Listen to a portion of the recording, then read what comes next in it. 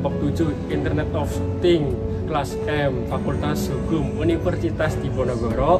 Di sini saya akan menjelaskan hasil diskusi kelompok kami tentang finansial teknologi.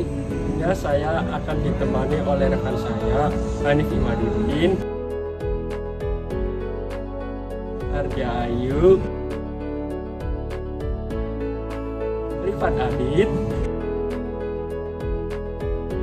Salsabila, Aprilia Laksmita. Sekian dari saya, terima kasih. Halo, yang pertama di sini saya akan menjelaskan apa itu vintage. Vintage adalah inovasi teknologi yang dikembangkan dalam bidang finansial sehingga transaksi keuangan bisa dilakukan dengan praktis, mudah, dan efektif. Menurut pasal 1, teknologi finansial adalah penggunaan teknologi dalam sistem keuangan yang menghasilkan produk, layanan, teknologi, dan atau model bisnis baru, serta dapat berdampak pada stabilitas moneter, stabilitas sistem keuangan, dan atau efisiensi, kelancaran, keamanan, dan keandalan sistem pembayaran. Perkembangan vintage di Indonesia. Seiring dengan pesatnya perkembangan teknologi dan bertumbuhnya perusahaan-perusahaan startup, semakin besar pula perkembangan vintage di Indonesia. Teknologi vintage Indonesia dimulai tahun 2006, namun sayangnya saat itu masih sedikit perusahaan menggeluti bidang ini. Ketika Asosiasi Vintage Indonesia didirikan pada tahun 2015, maka kepercayaan vintage Indonesia mulai tumbuh di kalangan masyarakat. Akibatnya perusahaan vintage di Indonesia mengalami pertumbuhan begitu pesat hingga 140 perusahaan tercatat dalam daftar vintage OJK.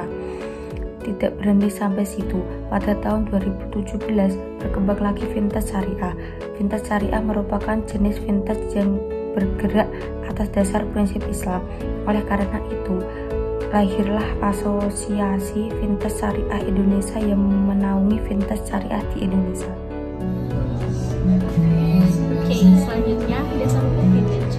Peraturan vintage diresmikan oleh Peraturan Jasa Keuangan Nomor 77 POJK 01 tahun 2016 mengenai layanan pinjam meminjam uang berbasis teknologi informasi, dan dalam peraturan tersebut menjelaskan bahwa vintage adalah lembaga jasa keuangan apabila memenuhi syarat berbentuk perseroan terbatas atau kotasi. Yang kedua, Surat Edaran Bank Indonesia Nomor 18/22/DKSB mengenai penyelenggaraan layanan keuangan digital.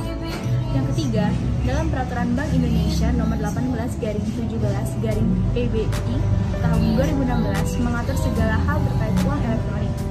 Yang keempat, Peraturan Bank Indonesia Nomor 18/40/PBI tahun 2016 yang menetapkan penyelenggaraan pemrosesan transaksi pembayaran.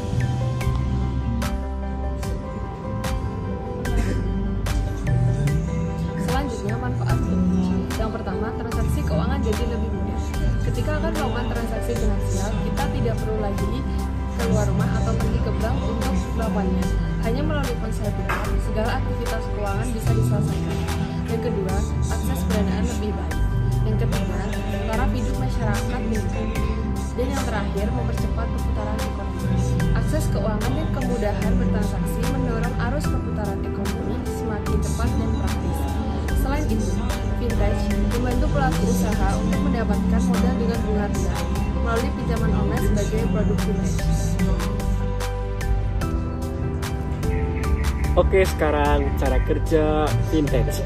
Cara kerja vintage sangat kompleks dan bercabang-cabang sesuai layanannya kepada masyarakat.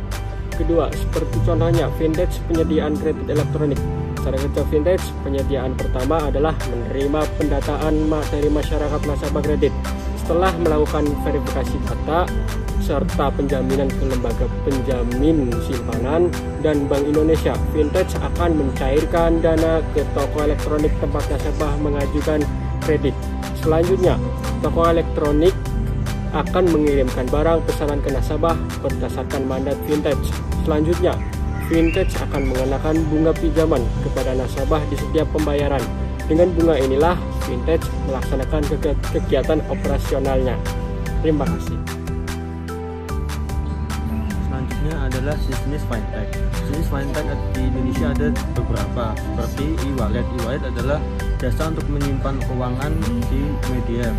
Yang kedua adalah crowdfunding. Crowdfunding merupakan produk fintech sebagai platform untuk mempertemukan pihak yang memerlukan dana dan pihak donatur. Yang ketiga adalah peer-to-peer lending, merupakan jasa keuangan yang menyediakan pinjaman dana untuk modal usaha dan untuk memenuhi kebutuhannya. Yang keempat adalah microfinance. Microfinance merupakan layanan fintech yang membantu masyarakat kelas bawah untuk menunjang kehidupannya dan keuangannya melalui penyediaan layanan finansial. Yang kelima adalah financial gateway. Financial gateway adalah merupakan otorisasi pembayaran yang melalui transaksi online. Contohnya fintech adalah PayPal. Yang kelima adalah bank digital. Bank digital adalah bank yang 100% transaksinya dilakukan secara digital, baik pendaftaran maupun rekening sampai manajemen asetnya. Baik, sekian dari kelompok kami. Billahi taufiq wal hidayah.